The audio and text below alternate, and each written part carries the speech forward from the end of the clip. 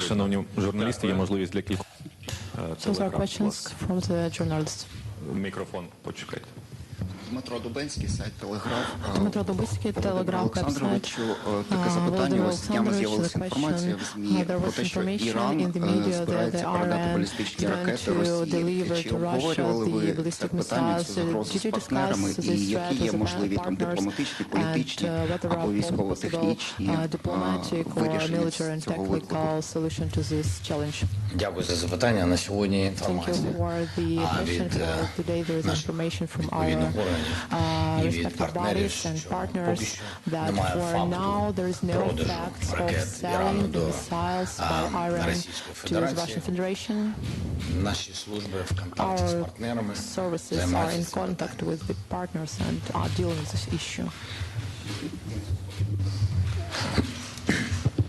Прохання два запитання одразу. Пане Єнсе, таке запитання.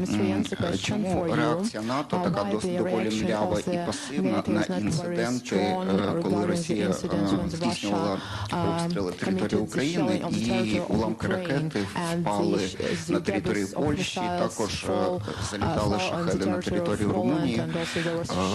Чому реакція НАТО завжди така доволі млява і чи немає планів у Альянсу, у країн-членів Альянсу для того, щоб пришвидшити допомогу Україні на цьому фоні? Тому що були заяви відповідні від НАТО, що НАТО не збирається ні з ким воювати, не збирається йти на конфронтацію з Росією.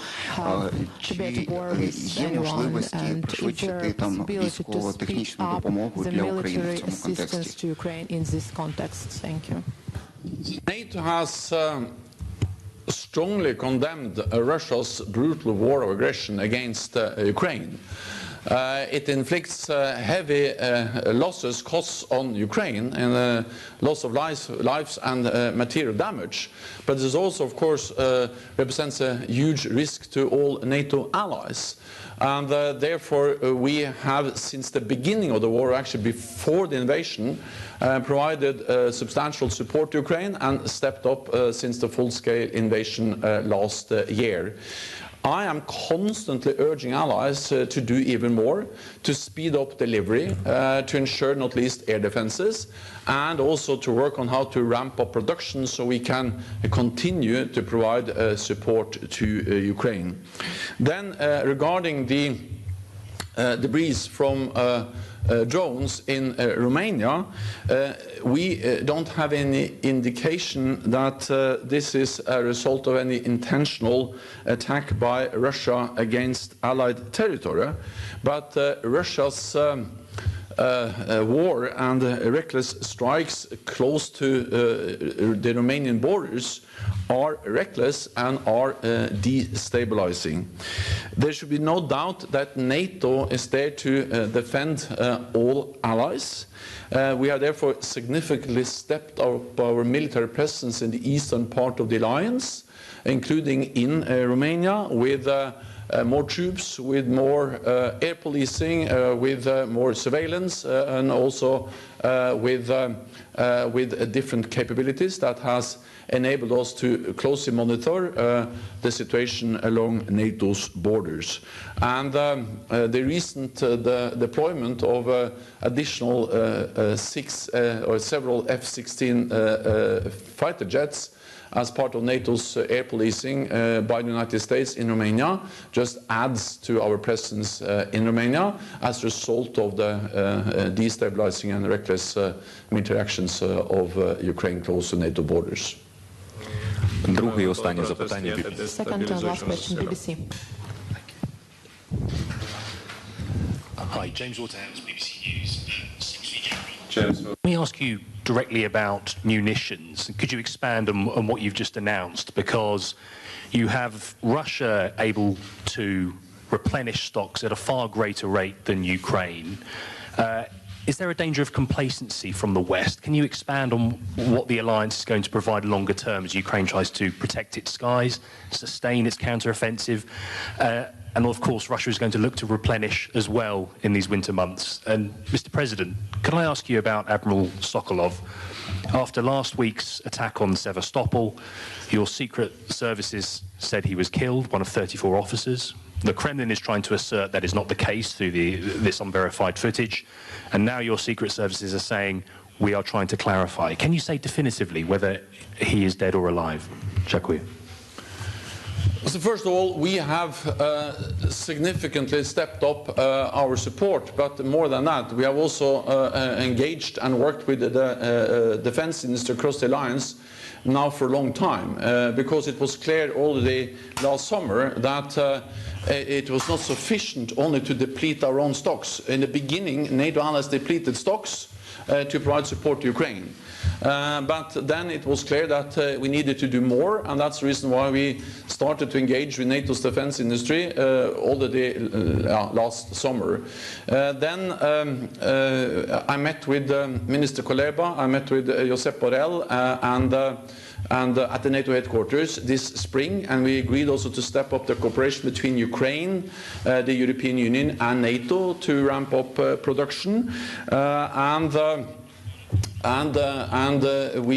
We had a meeting in June with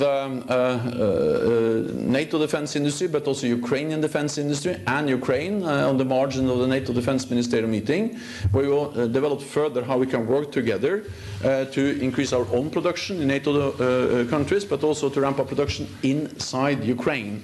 And therefore also welcome the defense industry conference that is going to take place here in Kyiv tomorrow, which is yet another step on how to mobilize more industrial capacity to produce the ammunition, the weapons, the air defenses we need. And I welcome, of course, the announcement by the United States and also President Biden and President Zelenskyy to do the same bilaterally between the United States and Ukraine. And then we will have the NATO Industry Forum in Stockholm next week. Again, the main focus will be how to invest more. And I will keep on pushing allies to sign firm orders, because what the industry needs is signed contracts, because then they can invest, then they can produce, and then we can increase production even more.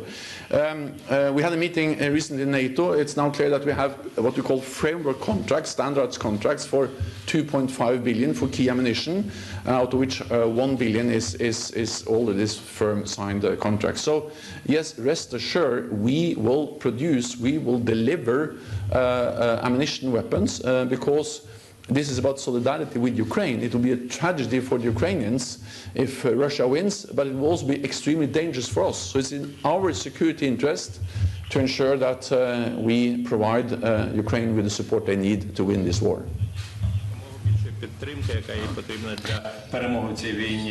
Thank you for the question. You know that Ukraine uses all the means and efforts and our legal efforts to return the control over the whole territory of Ukraine. Each attack against our energy infrastructure, against our civilians, against our people, all the attacks, including energy. We believe it is a threat to our national security, and we analyze what Ukraine can do, and so we take the sensitive steps in the territory of Ukraine. And I will ask our bodies regarding your questions. Thank you. На цьому прес-конференція добігла кінця. Дякую. Thank you. The press conference is over.